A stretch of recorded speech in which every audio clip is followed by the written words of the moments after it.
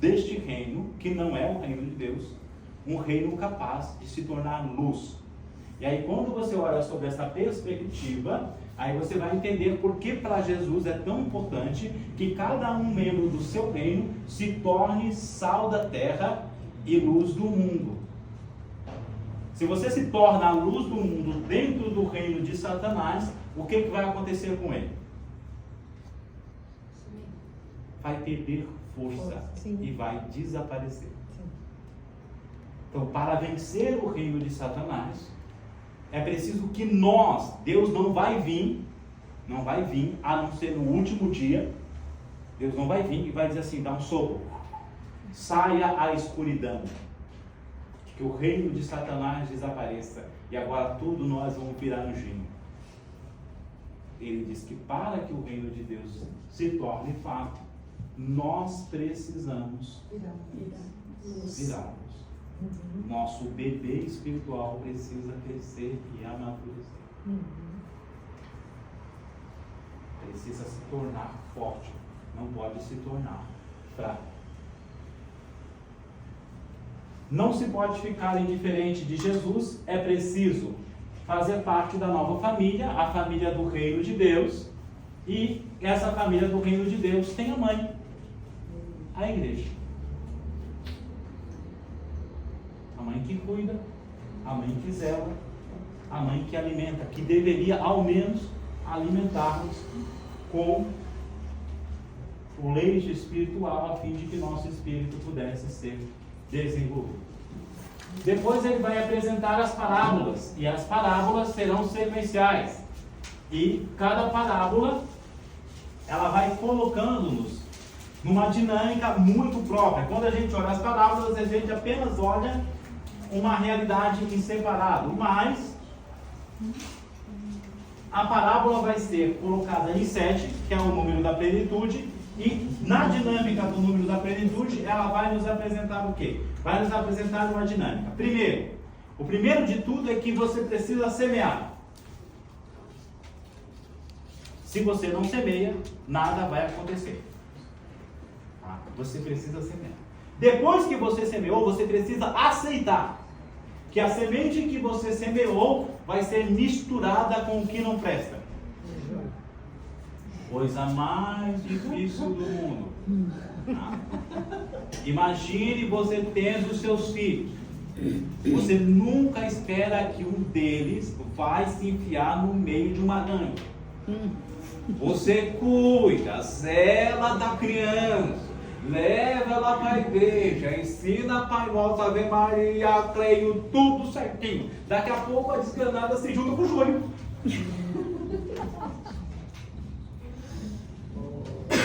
E se junta com o joio. Você precisa, Jesus vai dizer, você precisa aceitar isso. Há um momento que os seus vão poder acabar querendo se encontrar com o joio.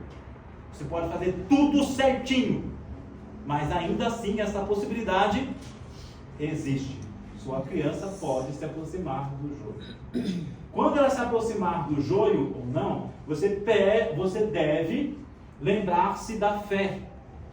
E você deve ter um mínimo de fé em Deus, e aí Jesus vai dizer que esse mínimo de fé é semelhante ao grão de mostarda. Se você tiver um grão de mostarda de fé em Deus, você não vai se desesperar, não vai perder o rumo e não vai perder a esperança. Porque mais cedo ou mais tarde, o trigo volta a ser trigo.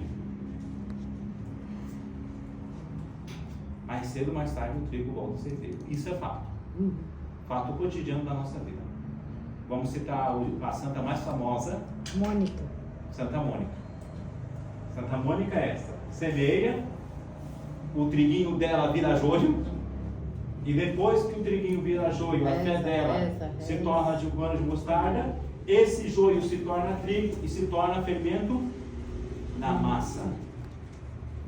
Se torna fermento na massa. O fermento na massa é essa pequena porção da fé que nós colocamos no mundo enquanto luz para gerar a transformação do mundo. E aí nós entendemos que esta fé que nós alcançamos aqui é um tesouro de grande valor. E aí você vai descobrir e vai entender que orar costuma fazer bem.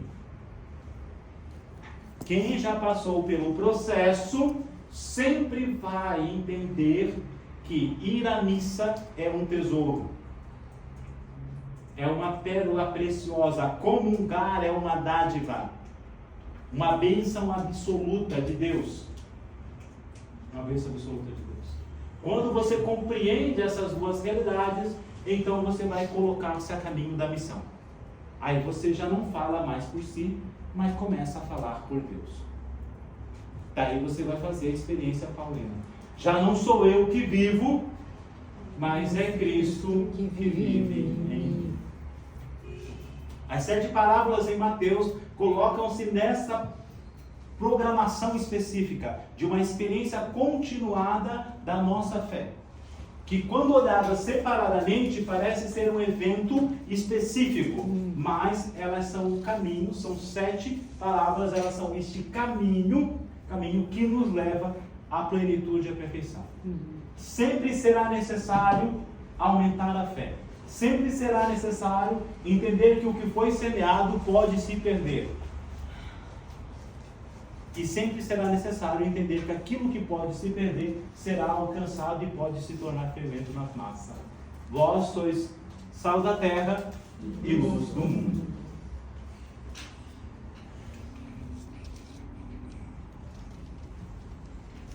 Depois do capítulo 13, depois do capítulo 13, nós vamos o 13.